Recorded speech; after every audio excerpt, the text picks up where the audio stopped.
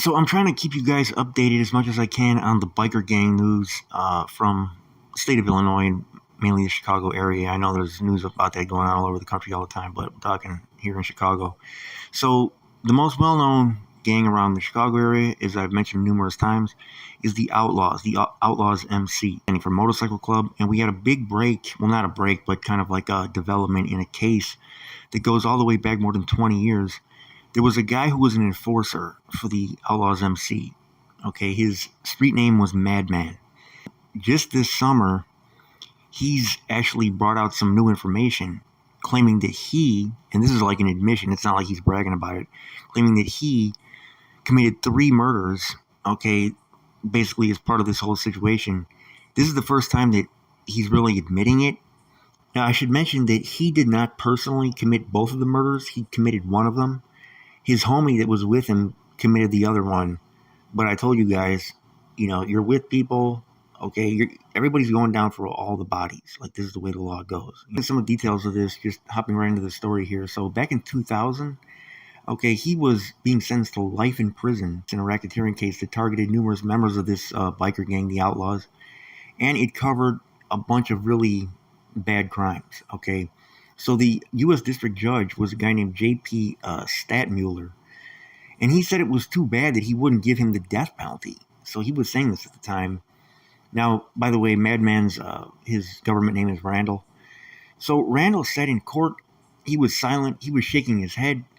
Okay, now 24 years later, after the fact, he's admitting that he committed the murders that were detailed in the racketeering case, including one murder which was a really high-profile killing of a guy named Morris and of a woman named Ruth. This was in a far northwest suburb of Richmond, and this is back in 1993. So he said, I have tried to write this letter 1,000 times because it has been such a heavy burden on my heart for a very long time. He wrote this to the judge in his latest bid to be released from prison.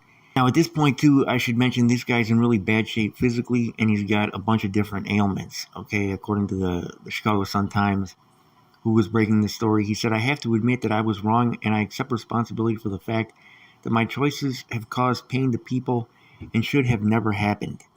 Okay, he said, I owe my most sincere apologies to a woman named Ginger and a guy named Gary for their suffering and pain due to the loss of their parents.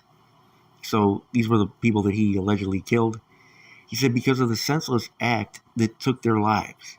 So he said, every single day it eats away at me because I was not raised to be the man who made such a cold-hearted decision to act and commit this very serious transgression.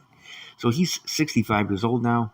And again, for everybody that's thinking about catching bodies in the streets, okay, he's been in there for the last 24 years. And he was sentenced to life. Okay, so now he's 65. He's not on the same stuff that he was on 24 years ago. But you're making decisions now that's going to affect you at that point. But anyways, he said, I used to blame the drugs and the life. But in the end, he said, I have to admit that it was me who made the choice, and for that I apologize to the families, even though I know that it will never be enough. So apparently it wasn't enough for the judge, because he denied the request for freedom. He wrote, quote, the defendant has now been in prison for approximately 27 years, which is still not enough time for the community's hurt to be outweighed by his time in prison, or his age, and the medical conditions, or his rehabilitation.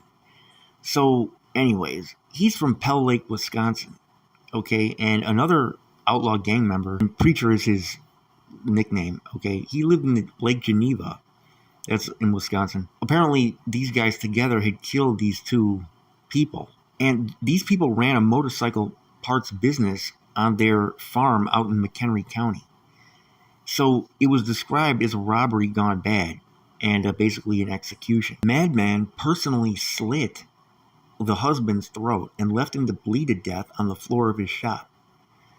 And prosecutors said that in a court filing. The wife was killed by the accomplice and also left to die on the floor of the small rug and trinket shop that she operated on the farm.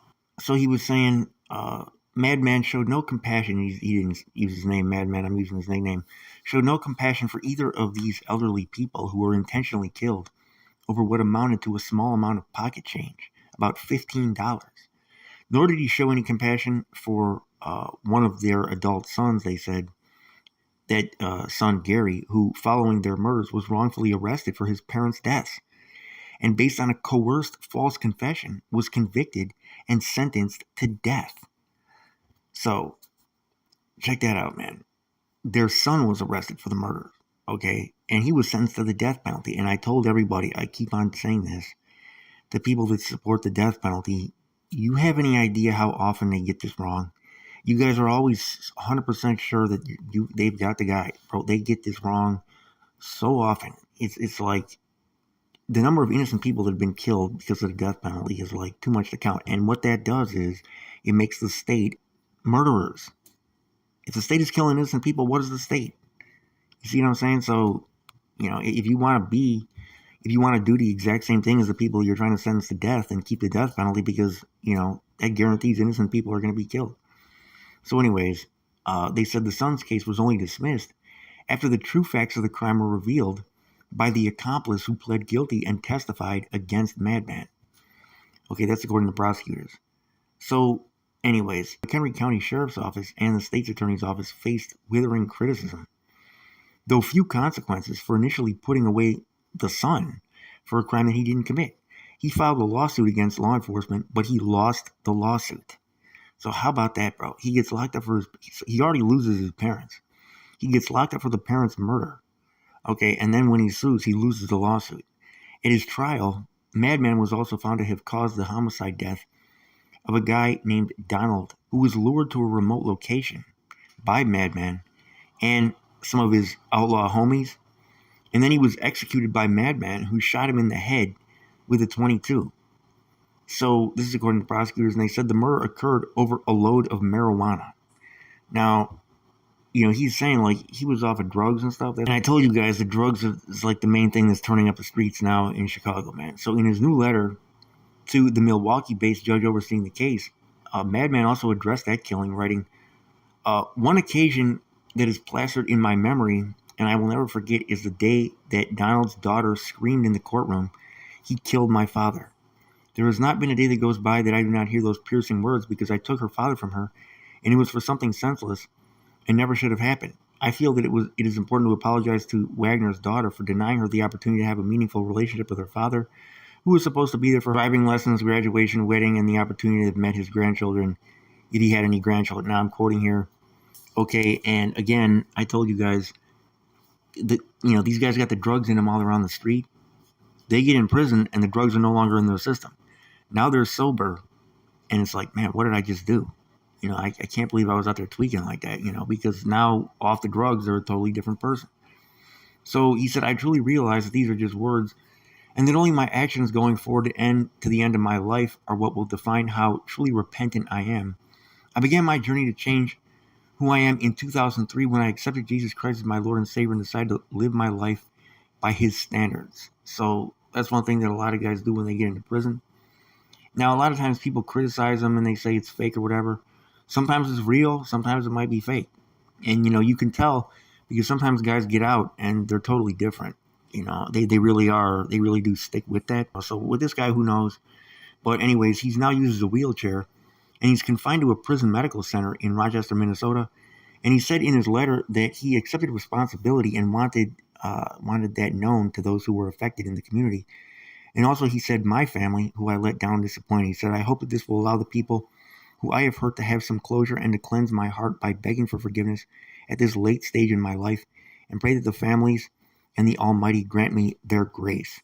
So founded in McCook in 1935, the Outlaws now has chapters across the United States and internationally. It's an international gang now. Its members, according to the Sun-Times, portray themselves as free spirits who defy the norms and rules of society. So federal authorities, though, have said that they are a gang on wheels, with Harley-Davidson motorcycles, their bike of choice. And I always get feedback from people that are support the Outlaws in the comment section whenever I refer to them as a gang. Okay, if you're committing murders, you're claiming turf, you're selling dope, you're a gang. I mean, you're a gang. Well, that it is what it is. But they refer to themselves as a club. They don't like being called a gang. The club faced several major prosecutions over the past 3 decades in northern Illinois and southern Wisconsin for crimes that included extreme violence and drug dealing. So some of the blood flowed from a turf war with the Hells Angels, which began moving into the Chicago area in the 1990s. And some of that violence also was in conjunction with the Chicago mob, the Italians, which has long used the outlaws for muscle. So Madman was charged in a 1997 racketeering case involving 17 outlaws from Chicago, the suburbs, southeast Wisconsin, and northwest Indiana, and he was proved to be among, they said, the most violent of the charged defendants. So one of the other guys, he's believed to be out of prison. His cooperation with authorities makes him a potential target, they were saying, which has a slogan, "Snitches are a dying breed." So we're talking about the other guy who was like doing this with him, citing declining health that led to a leg amputation and his fears of dying from COVID-19. Madman previously sought a compassionate release, which the judge had denied in 2022, saying our criminal justice system has the capacity for indeed the goal to promote remorse and compassion, but healing requires time and adequately served punishment. So he's basically saying that he hasn't served enough time. He said perhaps this case will one day be ripe for compassionate release. He added that that Madman's stint in prison then was not yet sufficient time for the community's hurt from defendant's actions to be healed by his punishment and outweighed by his failing health. Defendant is receiving adequate care in prison for his health needs. So, I don't know, man. The BOP, the Bureau of Prisons, it's definitely hard to get information, like accurate information, about exactly what type of care people are receiving in prison. That's one thing where I disagree. Madman said that his current health issues included seropositive rheumatoid arthritis, coronary artery disease, atrial fibrillation, hyperlipidemia, and congestive heart failure. So he said that he accepted responsibility for his crimes, not to impress the court, but in the pursuit of forgiveness from the victims, their families, his family, and God, and that he only seeks mercy and compassion. So Gary, the son of the two people who were killed, says that he thought that Madman should remain behind bars. He said, quote, he's created his world, he's living in it, and his thoughts in his mind, that's what he's got. He said, no, he shouldn't be released. He says what's expedient because he wants out. So he's assuming that he knows this guy's motives, okay, no matter how, much of a incentive he may have to do that. This is something that the other guy, what's his name? The other guy is a Christian, okay, Madman. He's really not supposed to do. You're not supposed to, in Christianity, you're not supposed to assume that you know what other people are thinking. But and he's not really doing that. But the son, he was kind of doing that with him. But another son of the murdered couple, their son Greg, opposed his previous attempts to be released. But after reading the new letter, he said that he took a neutral stance. He said, I was surprised that he took the blame finally. He said, I didn't think that he ever would.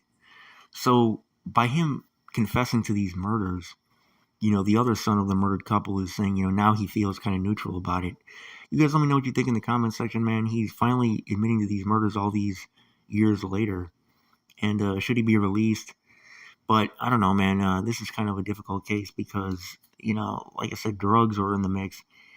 And, once a person is off drugs, they're not the same person that they were when they were on drugs. Like they're really not. Like people, we were just talking in the last video that I dropped before this about that 30-year-old who had asked a 14-year-old his gang affiliation. And when he asked him this, he was like high as a cloud. Would he have done that if he wasn't that high? Like, if you can get these guys off drugs, they're a totally different person. Like, you look in the eyes of, like, real dope fiends, bro, and it's like their soul is gone. It's like you only see the drug there. It's like taking total control of their life. So for everybody who's thinking about starting drugs, never do that, man, because you're going to lose basically who you are. I mean, who you are is just going to be gone, man. This was the thing with Bloodhound Liljeff and so many other people, man. The dope makes your life take a totally different direction, and it's never a positive one, man. So you guys let me know what you think down in the comment section, man. Rest in peace to that couple that were murdered, but none of this was worth it, bro. And this is your boy Chicago News. I'm out.